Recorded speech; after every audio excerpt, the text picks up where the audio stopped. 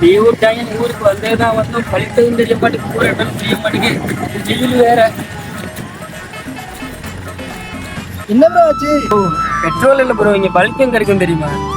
நம்ம ஏரியால வழி தெரியாம சுத்தினா அதுவும் நான் இருக்கு. ஊருக்குள்ள இவர் கொஞ்சம் பெரிய ஆளாக தான் இருப்பாரு போல. ப்ரோ நானே ஜாப் பண்ணிட்டேன் ப்ரோ. எதுக்கு ப்ரோ சிரமம்? பக்கத்துல தான் இருக்கு சொல்றீங்க.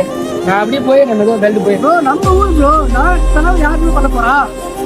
என்ன மனுஷன்? கூடும் போது நன்மைகளும் கூடி போகும் கண்ணீரும்.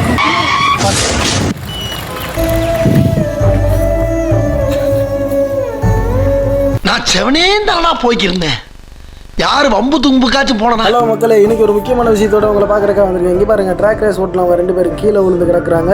இவங்க வாரி விழுந்தது காரணம் என்னன்னா, அந்த இடம் ரொம்ப மண்ணாக இருந்திருக்கு. அதனால கண்ட்ரோல் தவறி அவங்க கீழே விழுந்திருக்காங்க. ரொம்ப அடிபட்டிருக்கு. அடிபட்டதில் ஒரு ஆள் மட்டும் எழுந்திரிச்சு வர்றாங்க. அவன் சாம கிடக்குறான், வீடியோ எடுத்துட்டு பாரு, ஓடுறாடி.